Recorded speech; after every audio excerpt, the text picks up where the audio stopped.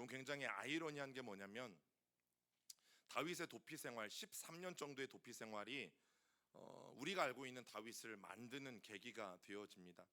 우리는 뭐 문제나 고난은 물론 하나님 앞에 우리가 말씀에 불순종하고 또 우리가 죄를 지어서 당하는 어려움들도 분명히 있지만 다윗의 인생을 살펴볼 때, 또 모세의 인생을 살펴볼 때, 그리고 요셉의 인생을 살펴볼 때, 여러분, 하나님의 이 훈련 없이 하나님의 사람들이 세워지는 경우들은 절대 없어요. 그래서 오늘 이 다윗의 도피 생활들을 우리가 이제 그 지역을 따라가 볼 텐데, 그 지역 속에 하나님께서 다윗을 통해 어떻게 다윗을 만들어 가시는지 여러분 우리는 경험하게 되어질 것입니다.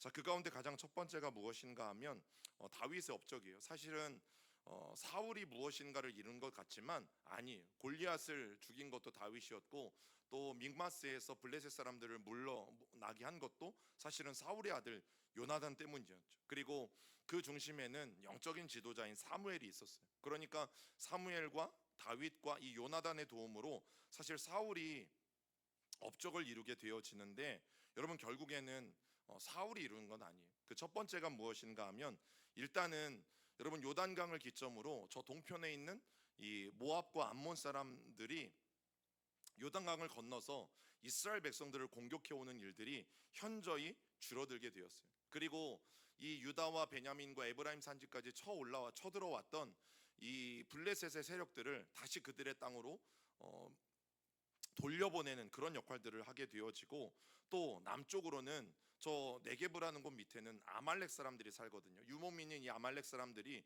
또 끊임없이 남쪽에서 쳐들어왔는데, 저 남쪽에서 이 아말렉 사람들을 일시적이나마 제거하는 공을 세우게 되어지죠. 그리고 이제 이 셰팔라라는 곳에 블레셋 사람들이 침입하지 못하는 그런 차단하는 역할도 하게 되어져요. 자, 다만 문제가 하나 있었는데, 그것은 저 갈릴리 바다 밑에 있는 이 이스라엘 골짜기를 경계해야 되는 일이 남아 있어요. 왜냐하면 저 이스라엘 골짜기를 통해서 가나안으로 가는 길은 보라색으로 보시면 저 아벡이라는 곳에서부터 이제 해변길이 쭉 이어지는 곳이거든요. 그리고 저 아벡이라는 곳은 이 블레셋 사람들이 차지하고 있는 곳이기 때문에 이 블레셋 사람들이 끊임없이 산지로는 올라오지 못하니까 해변길을 통해서 어떻게든 이스라엘의 북쪽을 차지하기 위해서 또 열심히 호시탐탐 노리고 있다라는 사실이죠.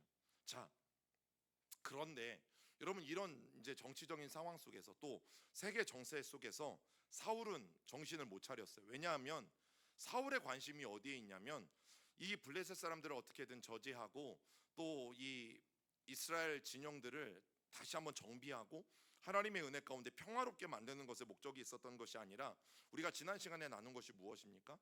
다윗이 죽인 자는 만만이고 사울이 죽인 자는 천천이라는 노래를 이 여인들이 지어 부르게 되어지죠. 자, 그것 때문에 이제 이 베들레헴 출신의 이 이새의 아들 다윗, 이 다윗의 이름이 갑자기 온 이스라엘 땅 가운데 퍼져가기 시작했어요.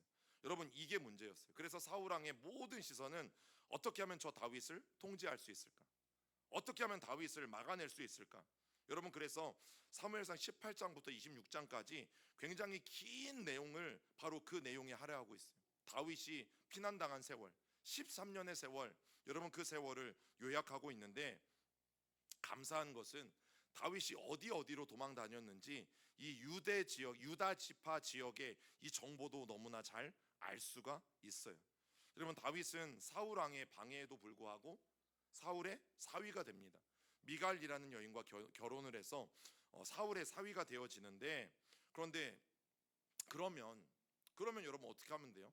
사울 왕이 장인어른이잖아요. 그리고 이제 다윗이 자기 사위야. 그러면 어떻게든 다윗을 잘 구슬리고, 또 다윗이 가진 그 배짱, 또 여호와를 경외하는 마음, 여러분 이런 것들을 잘 활용해서 왕권을 든든히 해가면 좋지 않겠어요? 그런데 사울은 다른 것을 택하게 되어진 거죠. 자, 사무엘상 우리 18장 28절부터 19장 1절까지 같이 읽어봅니다. 시작. 여호와께서 다윗과 함께 계심을 사울이 보고 알았고, 사울의 딸 미갈도 그를 사랑하므로 사울이 다윗을 더욱 두려워하여 평생의 다윗의 대적이 되니라. 사울이 그의 아들 요나단과 그의 모든 신하에게 다윗을 죽이라 말하였더니 사울의 아들 요나단이 다윗을 심히 좋아하므로. 여러분 안타까운 일들이 벌어졌어요. 사울 왕은 정말 정말 잘못된 길을 택했어요. 어떤 길? 다윗을 대적하기 시작했어요. 그리고 어떻게든 다윗을 죽이려고. 그래서 신하들에게 뭘 명령합니까? 예, 어떻게든 다윗을 찾아내서 다윗을 죽이라라는 명령을 하게 되어지죠. 그리고 실제로 다윗을 죽이기로 결심하고 이 신하들을 보내서, 성경에는 신하들이 이제 두 번 다윗을 죽일 수 있는 이런 결정적인 기회를 마련하게 되어지고, 또 한 번은 사울 왕이 직접적으로 다윗을 이런 죽이는 장면들이 성경에 기록되어져 있는데, 그런데 감사한 게 뭐냐면 하나님이 그때마다 다윗을 지켜주셨다라는 사실이죠. 여러분, 그게 하나님의 은혜인 것을 이제 오늘 말씀의 마지막에 가면 여러분 알게 되실 거예요. 왜냐하면 이유가 있어요. 하나님께서 다윗과 하셨던 언약, 이 다윗 집안과 하셨던 그 언약, 너희 이 후손을 통해서 분명히 예수 그리스도가 나와야 되기 때문에 여러분, 다윗은 죽으면 안 돼요. 하나님은 약속하셨기 때문에. 그래서 하나님은 끝까지 다윗과 그 약속을 지켜낸다라는 사실이죠. 그리고 정말 정말 오늘 말씀에서 아이러니한 것은, 여러분 사울을 피한 이 다윗의 도피 생활은 다윗에게 어려움을 분명히 주었겠지만, 그러나 이것이 최고의 다윗을 만드는 굉장히 귀한 훈련 과정이었다라는 사실이에요. 그래서 우리가 오늘 이번 주와 다음 주 수요일 이 두 주에 걸쳐서, 그럼 다윗이 한 15곳 정도를 도망 다니는데, 이 곳곳을 도망 다니면서 어떻게 하나님께서 원하시는 사람으로 성장해 가는지 주목해 보시고, 또 그렇다면 우리의 자녀들을 위해 기도할 때, 또 우리 다음 세대들, 미래 세대들은 여러분 자신과 또 여러분들의 삶을 위해서 기도할 때 여러분 어떻게 기도해야 될지 우리가 어느 정도 힌트를 발견할 수 있게 되어집니다. 자, 왜 기브아가 최초의 수도인가요? 이스라엘에 왜 저곳이 최초의 수도가 될까요? 예, 저곳에 누가 살았어요? 예, 사울 왕이 살았어요.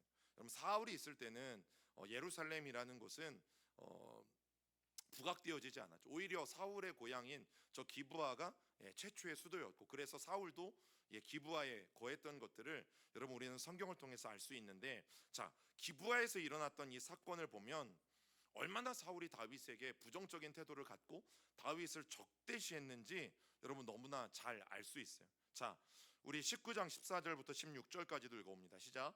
사울이 전령들을 보내어 다윗을 잡으라 하매 미갈이 이르되 그가 병들었느니라. 사울이 또 전령들을 보내어 다윗을 보라 하며 이르되 그를 침상째 내게로 들고 오라. 내가 그를 죽이리라. 전령들이 들어가 본즉 침상에는 우상이 있고 염소털로 엮은 것이 그 머리에 있었더라.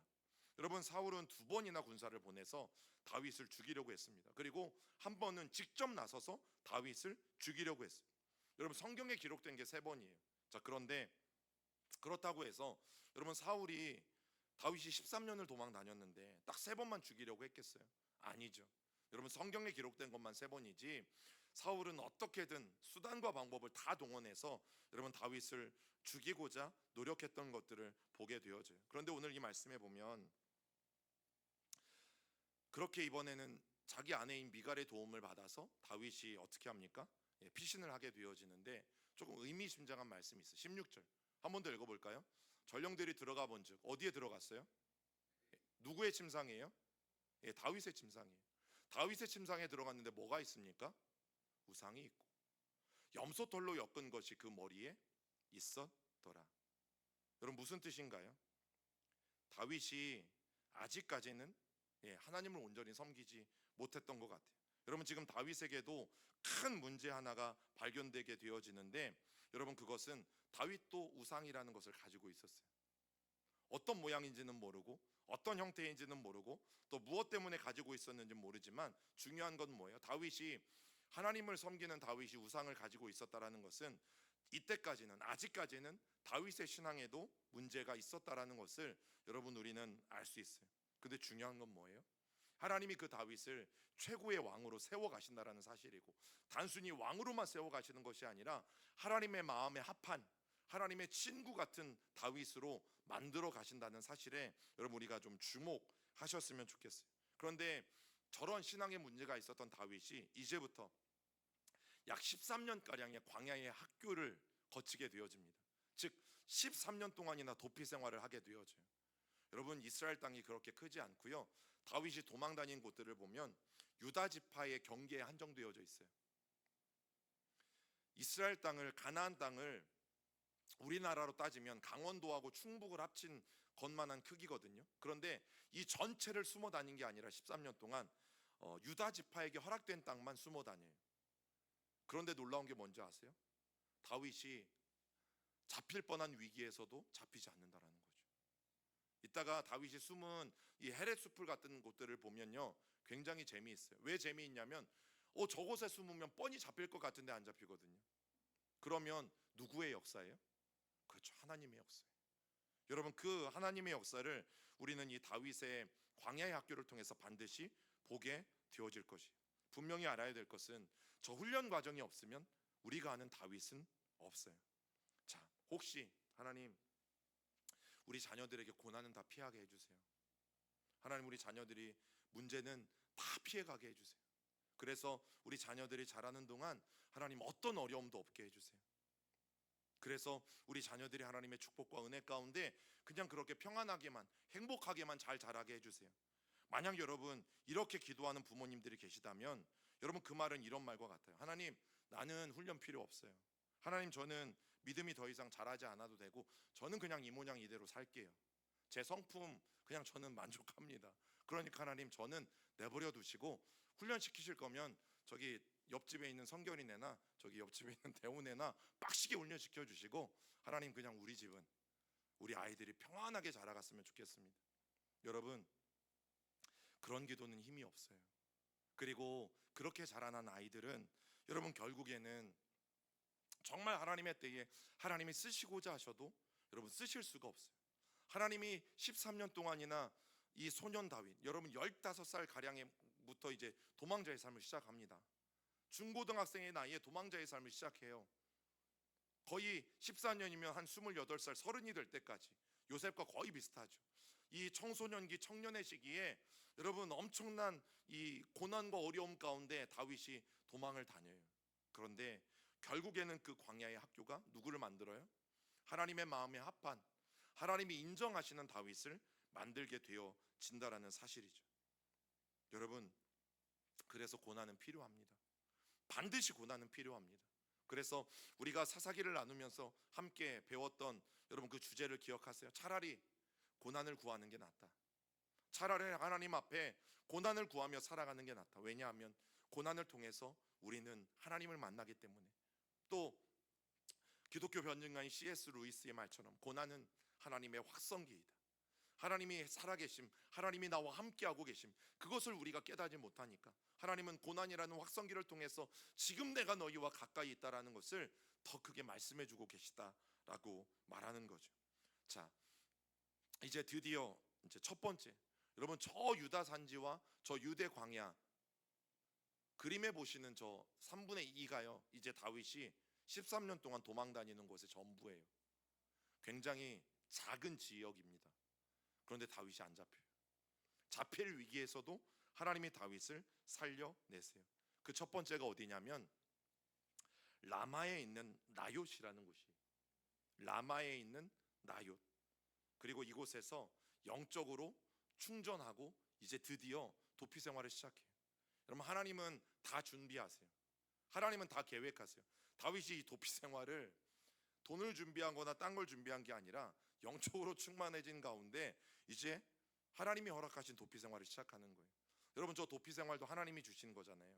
그죠? 하나님이 하신 겁니까? 하나님이 안 하신 겁니까? 하나님이 하신 거죠. 다윗이 왕이 된 것만 하나님이 하신 겁니까? 아니죠. 이제부터 13년의 다윗의 도피 생활도 하나님이 하신 거예요. 하나님이 준비하셨고 하나님이 계획하셨고, 왜? 저 과정이 없으면 선한 왕 다윗은 없으니까. 하나님을 의지하는 다윗은 찾아볼 수 없으니까. 그래서 하나님이 친히 다윗을 위해서 준비하신 곳인데 첫 번째 도피처가 라마에 있는 나옅이에요.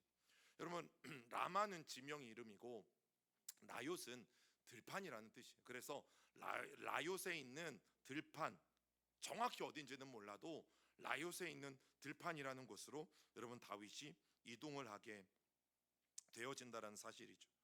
여러분 아마도 이제 사무엘이 그동안 이 첫 도피 생활 가운데는 다윗과 함께하고 있었기 때문에 라마의 북동쪽, 우리가 이제 지난번에 이제 배웠던 그 믹마스에서 배웠던 와디 수에닛이라는 이 계절천이 흐르는 바로 그곳, 여러분 그런 도시 외곽 쪽으로 이제 다윗이 숨게 되어지는 거죠. 여러분 그런데 보세요.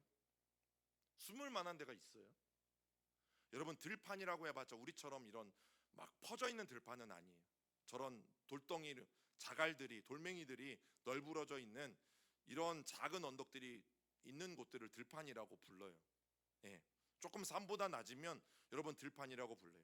그리고 사울 왕이 아까도 말씀드린 것처럼 2번씩이나 군사를 보내고 또 한 번은 자신이 직접 가서 다윗을 체포하려는 시도를 하게 되어지지만 저 라마 나요셋에서 여러분 이 모든 시도가 수포로 돌아가죠.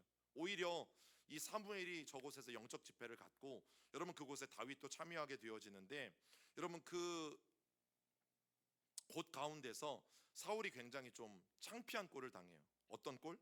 예, 본인이 은혜를 받았어요. 다윗을 잡으러 다니다가 본인도 이 라마 나요셋에서 은혜를 받고 사무엘이 진행하고 있는 그 집회 가운데 그리고 벌거벗고 예언하는 일들이 있었죠. 그래서 나온 말이 뭐예요?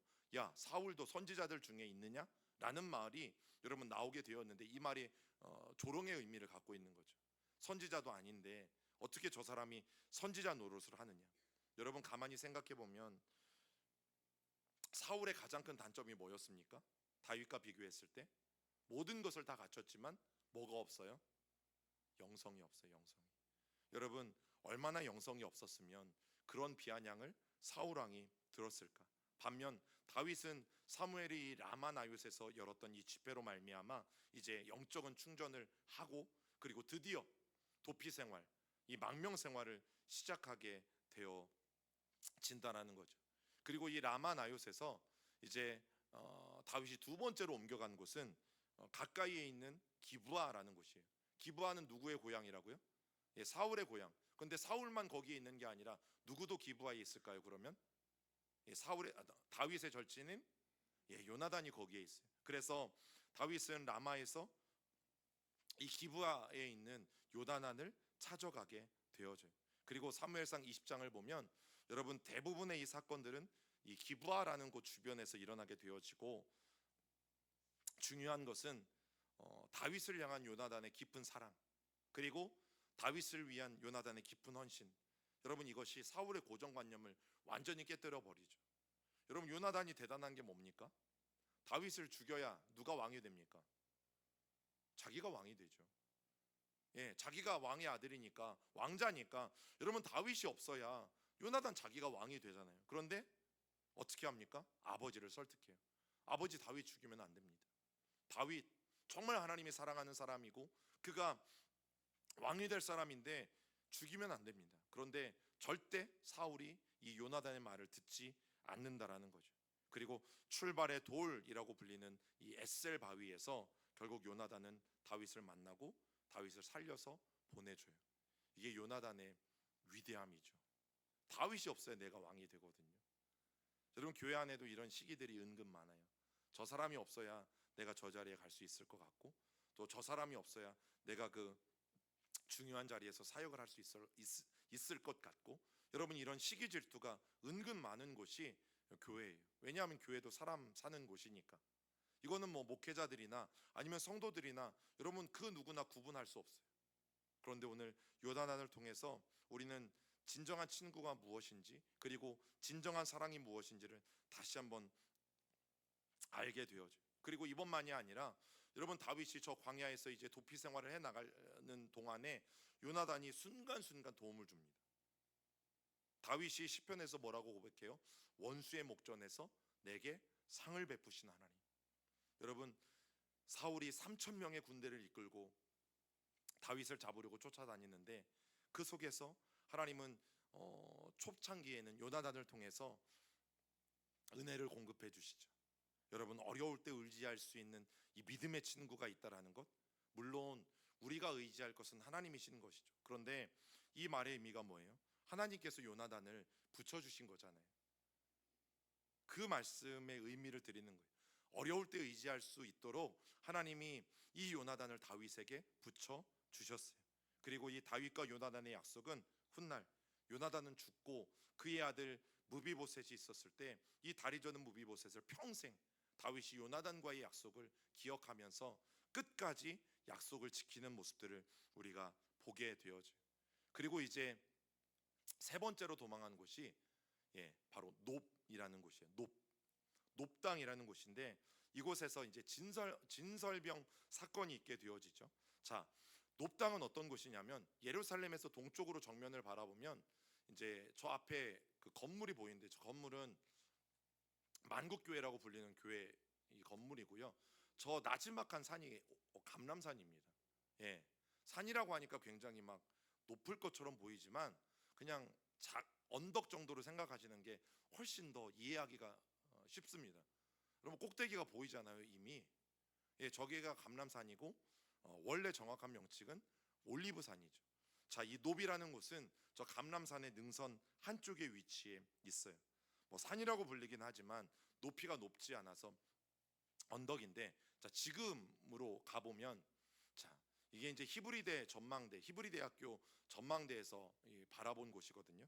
그래서 요즘 이 노비라는 곳을 어디로 추정하냐면 바로 제가 사진을 찍은 저 자리 아니면 또 빅토리아 병원이라는 곳이 있는데 이 빅토리아 병원이 아닐까 추정한대요. 자, 그런데 이 노비라는 곳에서 성소가 있었고 이제 다윗이 마침 안식일이었는데 그곳에 진설병상에 놓인 이 떡을 먹는 사건이 일어나잖아요. 그런데 원래는 여러분 우리가 이미 알고 있는 것처럼 성소에 있는 물건들을 함부로 만질 수 없어요. 누구 외에는?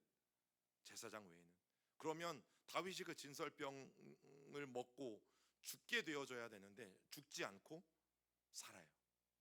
왜냐하면 하나님이 살리시는 것이고 또 그곳에서 이제 수개월 동안 사용할 골리앗의 칼, 골리앗이 차고 있었던 바로 그 칼을 저 놉이라는 곳에서 다윗이 받게 되어져요. 여러분 이때가 이제 진설병을 교체하는 안식일이었고 그리고 성경은 이것을 잘못이라고 말하지 않죠. 왜냐하면 이제 신약에 와서 예수님이 이 바리새인들과 안식일 문제로 논쟁하잖아요. 이 논쟁을 하게 되어질 때에 예수님이 언급하신 게 바로 이 다윗 사건이에요. 이 다윗 사건을 언급하시면서 안식일이 생명을 위하여 있는 것이라는 말씀을 분명하게 전해주세요. 그래서 다윗은 이제 저 놉이라는 곳에서 하나님의 말씀을 상징하는 진설병을 먹어요. 그리고 성령의 검인 말씀으로 무장한 다음에 다시금 놉이라는 곳에서 다른 지역으로 옮겨지게 돼요. 그런데 이제 어떤 사건이 일어나냐면 여러분 이 사울의 가축을 돌보고 있던 이 목자의 우두머리였던 에돔 사람 하나가 놉에 다윗이 나타났다는 것을 재빨리 보고하게 되어지죠. 여러분 이때 사울이 너무너무 화가 났어요. 놉 사람들에게. 지금 다윗을 쫓고 있는 것을 뻔히 아는데 놉 사람들이 이 사실을 알리지 않은 거잖아요. 그래서 어떻게 하냐면 이 성소의 제사장을 잔인하게 죽이는 거죠. 그리고 사람들까지도 죽이는 거죠. 여러분 이 사울은 이제는 하나님에 대한 경외심도 다 없어져 버린 그런 지경에 이르게 되어졌다라는 것이. 그래서 그 다음에 놉에서 이제 다윗이 도망가는 곳은 서쪽으로 쭉 내려와서 바로 저곳 가드라는 곳이에요. 여러분 가드는 어떤 민족의 땅일까요? 누구예요? 블레셋 사람들의 땅입니다. 다윗이 블레셋 사람들의 영토를 가게 되었죠. 왜냐하면 자 블레셋의 그 지역으로 피하게 되어지면 절대 사울은 침범하지 못할 것이다. 나 하나 잡자고 또 전쟁을 일으킬 이유가 없을 것이다. 그래서 다윗은 블레셋이 숨기에 가장 좋은 곳이라고 생각했어요. 자 그런데 문제가 있었어요. 다윗이 지금 놉이라는 곳에서 누구의 칼을 받았다고 말씀드렸어요? 골리앗의 칼. 여러분 보세요. 골리앗의 고향인 이 블레셋으로 돌아갔는데 다윗이 골리앗의 칼을 들고 왔어요. 그러면 이 블레셋 사람들이 보기에 다윗이 사울왕을 피해서 도망다니라고 본 것이 아니라 다윗이 스파이로 오해받을 수 있는 여러분 그런 여지가 충분했어요. 그래서 실제로 스파이로 오해받고 죽을 뻔하다가 바로 저 가드라는 곳에서 다윗이 어떤 행세를 합니까? 미친 척하죠. 여러분 이 미친 척한 연기가 얼마나 신랄했는지 이 블레셋 사람들이 다윗을 살려 보내요. 그래서 시편 34편과 시편 56편에 보면 다윗이 저 가드에서 자기가 미친 척하면서 하나님이 나를 구원하신 이 사건에 대해서 정말 처절하게 기록한 성경이 시편 34편 56편이에요. 여러분 사무엘 상하를 읽으시면서 시편을 읽으시면 너무 좋아요. 왜냐하면 그때의 다윗의 이 심정에 대한 고백들이 시편에 너무나 잘 기록되어져 있기 때문입니다. 여러분 다윗이 이 미친 척하는 연기가 얼마나 감쪽 같았는지 블레셋 사람들이 실제로 믿었어요. 그리고 다윗을 살려보냈어요. 그 이유가 뭐냐면 블레셋 사람들의 생각에 귀신 들린 자를 죽이면 그 귀신이 자기들에게 옮는다라고 생각했어요. 그러면 다윗이 얼마나 연기를 잘했는지 아시겠죠? 근데 이유가 있어요. 다윗이 사울이 미쳤을 때 어떻게 했습니까? 하프를 연주하고 그 미친 그 상황 속에서 귀신을 쫓아내줬죠.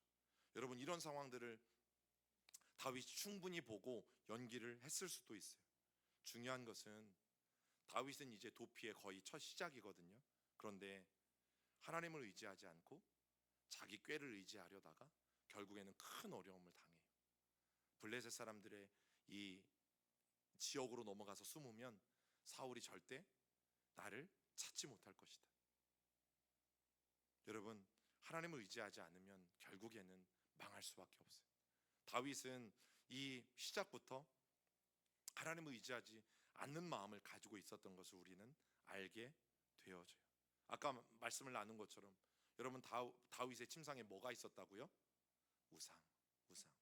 그게 우리가 알고 있었던 다윗의 초창기 모습. 근데 너무 뭐라고 하지 마세요. 이제 겨우 15. 여러분 사람을 의지함보다 나의 경험을 의지함보다 하나님을 의지함이 마땅한 줄 믿습니다.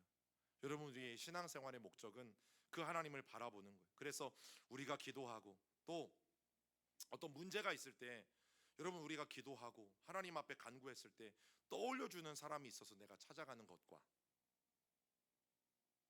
그죠? 아니면 난 기도도 해보지 않고 그래 저 사람한테 가면 나를 도와줄 거야 그래서 내가 찾아가는 것과 같을까요? 다를까요? 예, 이건 너무 다른 거죠. 여러분 똑같은 사람일 수 있어요. 그 사람이. 그런데 이건 다른 거예요. 내가 하나님 앞에 기도하고 정말 내가 하나님 앞에 은혜를 구했을 때 하나님이 보여주시고 말씀해 주셔서 인도해 주셔서 내가 찾아가는 그 사람과 아무리 똑같은 사람이라도 기도조차 하지 않고 무작정 그 사람을 찾아가는 것은 여러분 엄연히 달라요. 이것은 하나님을 의지하는 것과 사람을 의지하는 것의 굉장히 큰 차이라는 사실이죠. 여러분 그리고 이제 다윗이 아둘람이라는 곳으로 피신을 하게 되어지고, 자, 이 아둘람은 유다의 쉐팔라 지역에 있는 곳인데요. 여기에서 다윗이 굉장히 중요한 결정 하나를 내립니다. 자, 그 결정이 뭐냐면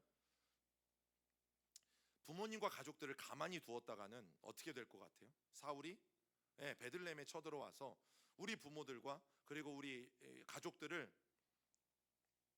다 죽일 것 같아요. 자, 그래서 부모와 일가 친척들을 저 아둘람이라는 곳으로 다 불러 모읍니다. 그래서 여러분 지도에서 여기는 이제 아둘람 굴의 입구고요. 여러분 지도에서 저 베들레헴에서 이렇게 서쪽으로 내려오면 저곳이 바로 아둘람 굴인데, 오늘 이 가족이 오는 길에 가족만 온 게 아니에요. 이게 도망 다니는데 제일 불편한 게 뭘까요? 숫자가 많은 거예요. 400명이라는 숫자가 어디에서 나타났는지 다윗과 함께 하겠다고 쫓아와요. 읽어봅니다. 시작. 그러므로 다윗이 그곳을 떠나 아둘람 굴로 도망하매 그의 형제와 아버지의 온 집이 듣고 그리로 내려가서 그에게 이르렀고, 환난 당한 모든 자와 빚진 모든 자와 마음이 원통한 자가 다 그에게로 모였고 그는 그들의 우두머리가 되었는데 그와 함께한 자가 400명 가량이었더라. 그리고 이 400명 가량이 나중에 엔게디에 가면 몇백 명으로 늘어날까요? 예, 600명으로 늘어나요. 여러분 다윗 혼자 숨는 게 안 들킬까요? 아니면 저 400명이 숨는 게 안 들킬까요? 예, 다윗 혼자 숨는 게 안 들키죠. 자, 그런데 이 400명이요 그냥 400명이 아니에요. 조금 이분들한테 죄송하지만 저기에 이미 나와 있어요. 오합지졸들이. 자, 그렇기 때문에 이제 다윗에게는 이들과 함께하기 위해서는 어떻게든 이들을 훈련해야 되는데 훈련하는 가운데 인내가 너무너무 필요한 거죠. 2절에 보니까 어떤 사람들이요, 환난당한 자, 모든 빚진 자와 마음의 원통함이 있는 자, 그렇게 약하고 까다로운 사람들만 여러분 다 다윗에게 몰려왔고, 결국 다윗은 저 400명을 잘 훈련해야지만 자기가 나중에 왕으로서 또 어떤 자질을 갖출 수 있는 이제 그런 계기가 되어지는데, 자 여러분 당대 이제 사사 시대가 끝났잖아요. 그리고 사울 왕을 시작으로 왕정이 시작되었어요. 자, 문제가 뭘까요? 사회 시스템이 바뀌었습니다. 사회 시스템이 바뀌었어요. 여러분 우리나라도 이 뭐 일제 시대 때나 한국 전쟁 때 어떤 일들이 있었어요? 잘 살고 있었어요. 그런데 일제가 들어와서 어떻게 합니까? 예, 사람들의 재산들도 다 빼앗아 가고 완전히 이런 통치 체제가 바뀌게 되어지죠. 또 한국 전쟁 때는 공산당이 밀려 들어와서 또 공산당들이 또 기존에 있었던 우리의 체제를 다 무시하고 자기들의 법대로 이 나라를 조종하기 시작하죠. 똑같은 거예요. 사사시대 끝나고 왕정시대가 시작되어지면서 저런 사람들이 발생하기 시작했어요. 여러분 왕정시대에는 이제 왕과 사울이 베냐민 지파니까 이 베냐민 지파와 그리고 베냐민 가문과 그리고 사울 왕에게 속해져 있는 일가 친척들과, 여러분 이제 이 사람들이 권력을 가지고 나라를 장악하기 시작하죠. 자, 그러다 보니까 사사 시대에는 어떤 사람들이 사사였어요? 드보라 같은 경우는 집에서 밥 짓다가 사사가 되었죠. 왼손잡이임에도 사사가 된 사람이 있고 또 이방인임에도 불구하고 사사가 된 사람이 있고. 자, 그런데 이제 왕정 시대는 달라요. 내가 왕이 되고 싶으면 어떻게 하면 돼요? 우리 아버지가 왕이면 돼요. 그런데 그게 어려운 거죠. 자, 그렇게 되다 보니까 이 사회 시스템에서 적응하지 못하고 밀려나는 사람들이 생겨나죠. 환난 당하고, 그래서 빚지게 되어지고, 그래서 마음의 원통함이 있던 사람. 왜? 내가 가지고 있는 땅들이 다 빼앗겨, 포도원이 빼앗겨, 밀밭 보리밭이 다 빼앗겨. 사울이 실제로 그랬잖아요. 그리고 내 새끼들을 노예로 잡아가 왕궁에서 그래 부려, 이런 일들이 일어나게 되어지다 보니까 사람들이 유대 광야라는 곳으로 이제 숨어들기 시작해요. 그 사람들 중에 400명이 이제 다윗과 함께하겠다라고 여러분 몰려왔다라는 사실이에요. 다루기 힘든 사람들입니다. 왜냐하면 이미 온갖 열등감을 가지고 살아가고 있었던 사람들이에요. 마음이 저 사람들만큼 약한 사람이 없어요. 조금만 뭐라고 해도 막 열받아 하고 화내하고 자격지심이 있고. 그런데 여러분 다윗은 깨달았어요. 저 사람들을 잘 세워가지 못하면 한 나라를 세워갈 수 없다라는 것을 다윗은 너무나 잘 알게 되어지죠. 그래서 저 다루기 힘든 400명을요 13년 동안이나 열심히 훈련시켜서 결국에는 정예의 병사로 만들죠. 특히 자기 누님의 아들들이었던 요압 군대 장관이 되잖아요. 아비새, 아사엘, 여러분 이런 사람들이 성장해서 다윗 왕국의 군사의 기틀을 마련하게 되어진다라는 것입니다. 그리고 이제 저 아둘람 굴에서 부모님들을 싹 모아가지고 또 일가 친척을 다 모아가지고 어떻게 하냐면 저 유대 광야를 통과해서 모압 땅으로 넘어가요. 부모님들을 살리기 위해서, 일가 친척을 살리기 위해서. 여러분 왜 모압으로 갑니까? 모압은 어떤 곳이에요? 다윗에게 증조 할머니. 누구? 룻. 다윗의 증조 할머니 이 룻이 모압 사람이잖아요. 그래서 저 모압 땅으로 가면 안전할 것이라고 생각했어요. 그래서 아마도 다윗이 자기가 지리를 너무나 잘 알고 있는, 왜냐하면 저 유대 광야에서 다윗은 늘 양을 쳤거든요. 저 유대 광야를 지나서 또 엔게디를 경유해서 여러분 모압 땅으로 가게 되어졌다라는 것이죠. 그리고 저 모압 땅의 길을 따라가다 보면 오늘날 마사다라고 불리는 곳이 있어요. 천혜의 요새예요. 마사다라는 곳은. 저 마사다라는 곳을 지나가면서 결국에는 모압 땅에 건너가게 되어져요. 자, 그런데 이후에 다윗이 사실은 모압과의 관계도 안 좋아집니다. 자, 말씀 읽어봅니다. 시작. 다윗이 또 모압을 쳐서 그들로 땅에 엎드리게 하고 줄로 재어 그 두 줄 길이의 사람은 죽이고 한 줄 길이의 사람은 살리니 모압 사람들이 다윗의 종들이 되어 조공을 드리니라. 다윗이 왕이 된 뒤의 이야기거든요. 관계가 안 좋아졌어요. 그래서 다윗이 모압을 완전히 토벌합니다. 그리고 성경에 기록된 것처럼 모압 사람들이 조공을 바치는 일들이 일어나게 되어져요. 이제 이 성경에 나오진 않았지만 내려오는 이 유대인들의 전승에 의하면 모압 왕이 다윗의 아버지를 죽였대요.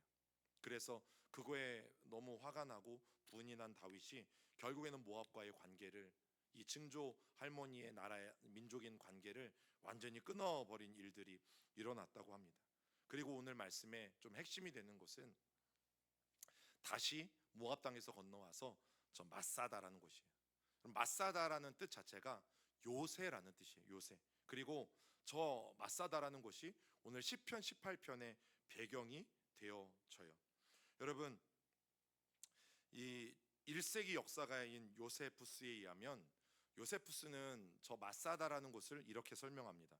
정상의 둘레가 약 1300m, 그리고 높이는 400m, 결코 작지 않은 저 바위산은 정상의 가장자리에서 볼 때 너무 깊어서 사람이 그곳의 바닥을 볼 수 없는 협곡에 의해 둘려 있다. 안 가봐도 아실 것 같죠. 또 양편은 너무 깊어서 가파르기 때문에 겨우 기어서 올라갈 수 있는 형세를 가진 두 바위 절벽을 제외하고 어떤 생물도 오르기에 불가능하다. 그렇게 보이십니까? 예, 오르는 길 중에 하나는 동쪽에 아스팔티티스, 즉 사해에 닿아 있어서 방향이 바뀌는 뱀과 같아서 뱀길이라고도 불린다. 가파른 절벽이 나타나 가기 힘들다. 지그재그로 가던 길이 다시 험하게 길어진다. 두려움 없이 이 길을 가던 사람도 틀림없이 한 발씩 한 발씩 주의 깊게 디디면서 나아가야 할 것이다. 다른 길은 서쪽에 있는데 오르는데 조금 더 수월하다. 이 길을 따라 오른 후에 뾰족한 정상 대신에 확 트인 이렇게 넓은 정상에 도착하게 된다. 그런데 여러분, 지금은요 다 저기도 케이블카가 놔져 있어요. 이 사람이 너무나 체험하느라고 걸어 올라가는 사람들이 보이지만 지금도 이제 돈만 내시면 케이블카를 타고 저 옛 헤롯 궁전이 있었던 마사다 요새까지 여러분 올라갈 수 있어요. 자, 그런데 저 강한 요새의 저 경관 가운데 다윗이 이 고백을 하는 거죠. 읽어봅니다. 나의 힘이 되신 여호와여, 내가 주를 사랑하나이다. 여호와 나의 반석이시오, 나의 요새시오, 나를 건지시는 이시오, 나의 하나님이시오, 내가 그 안에 피할 나의 바위시오, 나의 방패시오, 나의 구원의 뿌리시오, 나의 산성이시로다. 여러분, 저곳이 지금은 저렇게 길도 잘 나 있고 케이블카도 있어서 이제 누구나 올라가실 수 있지만 당시에 저곳은요 피하기도 힘들고, 그런데 피하기만 하면 내 안전을 보호받을 수 있는 천혜의 요새가 마사다예요. 강력한 요새가 마사다예요. 저곳에 숨기만 하면 여러분 기어 올라오는 사람 툭 건들기만 하면 떨어질 것 아니겠어요? 그러니까 저곳에 오르기만 한다면 보호받을 수 있는 것이 마사다예요. 그런데 여러분, 저곳으로 다윗이 피했다라는 것은 그만큼 상황이 좋았을까요? 안 좋았을까요? 안 좋았잖아요. 자, 그런데 나의 힘이신 여호와여, 내가 주를 사랑하나이다. 한 번만 더 읽어볼까요? 나의 힘이신 여호와여, 내가 주를 사랑하나이다. 어떤 의미로 들리세요? 하나님이 나의 힘이 되어 주시기 때문에 내가 주님을 사랑합니다, 이렇게 고백하는 것처럼 들리잖아요. 그런데 히브리어 원문을 보면 반대로 되어 있어요. 사랑합니다, 나의 힘이 되신 여호와여. 사랑합니다가 히브리어 원문에는 먼저 나와요. 그럼 다윗은 지금 뭘 고백하고 있는 거예요? 너무 힘들어요. 너무 힘들어서 마사다 요새까지 겨우겨우 그 절벽을 기어서 죽을 고비를 넘겨서 올라왔어요. 그런데 다윗의 고백이 뭐예요? 사랑합니다, 나의 하나님. 이게 오늘 다윗의 고백인 거죠. 환난 중에 있는데, 어려운 중에 있는데, 나 지금 너무 힘든데 다윗은 뭐라고 고백한다고요? 사랑합니다, 나의 하나님. 여러분, 이게 다윗의 고백이에요. 다윗은 하나님을 사랑한다라는 고백이 먼저 나오는 것을 볼 수 있어요. 여러분, 저는 이게 다윗의 위대함 가운데 하나인 것 같아요. 어렵고 위험할 때만 하나님을 부른 게 아니라 이렇게 안전한 요새에 나는 있어요. 기도 안 해도 돼요, 여러분. 그냥 짝대기 하나 들고 누군가 기어 올라오면 툭툭 건드려서 그냥 떨어뜨리면 돼요. 얼마나 안전해요. 그런데 다윗은 그런 안전한 요새에 있음에도 불구하고 뭐라고 고백한다고요? 주님, 내가 주님을 사랑합니다. 나의 힘이 되신 여호와요, 내가 주님을 의뢰합니다. 여러분, 이게 다윗의 위대함이라고 저는 분명히 말씀드릴 수 있어요. 다윗은 저 마사다를 안정감으로 삼지 않은 거예요. 다윗은 내가 이 천혜의 강한 요새에 있으니까 나는 끄떡없다고 생각하지 않은 거예요. 하나님이 나의 요새이기 때문에 내가 안전하다라고 다윗은 여전히 생각하고 있는 것이죠. 여러분, 우리 입술에서도 사실은 불평과 불만이 늘 많이 나오잖아요. 하나님, 왜 나예요? 내가 열심히 신앙생활했는데 왜 나에게 이렇게 문제가 있어요? 왜 내가 아파요? 왜 우리 집이어야 돼요? 왜 나여야 돼요? 그런데 여러분, 물론 힘들겠지만 또 그 상황이 남들은 경험해보지 못해서 모를 수도 있지만 우리도 다윗처럼 사랑합니다 하나님, 저는 이 고백이 먼저 나오는 저와 여러분들이 되면 정말 정말 좋겠어요. 환난이 뭐든 시험이 뭐든 사랑합니다 나의 하나님, 사랑합니다 나의 하나님. 하나님, 나의 상황과 환경과 조건 없이 나는 그냥 하나님을 사랑합니다. 여러분, 이 고백이 먼저 나왔으면 좋겠어요. 이제 다음 주에 배울 곳이에요. 여러분, 여기가 이제 다음 주에 다윗이 마사다에서 거기에 늘 있지 않아요. 이제 헤레스풀로 도망가요. 제가 말씀드린 이유가 거기에 있어요. 자, 저기에 400명이 숨어요. 보여요, 안 보여요? 네, 다 보이죠. 여러분, 저거 안 보일 것 같아요? 여러분, 저기가 헤레스풀이에요. 400명이 저기에 숨는다고 쳐요. 들킬까요, 안 들킬까요? 들킵니다. 100% 들킵니다. 저같이 작은 눈으로도 찾아낼 수 있어요. 그런데 하나님이 다윗을 구원해내시죠. 여러분, 마사다의 요새에 있기 때문에 나는 안전하다? 나는 뭐 다른 사람들과 다르게 나는 있을 것도 있고 가진 것 많고 돈도 많고 나는 뭐 자녀들도 다 잘 되고 그래서 나는 안전하다? 여러분, 그건 오산이에요. 저런 수풀에 숨어도 안전하잖아요. 왜? 하나님이 나의 방패시니까, 하나님이 나의 요새시니까, 하나님이 나의 산성이시니까. 그리고 하나님은 어떠한 상황과 상관없이 하나님 사랑합니다, 사랑합니다.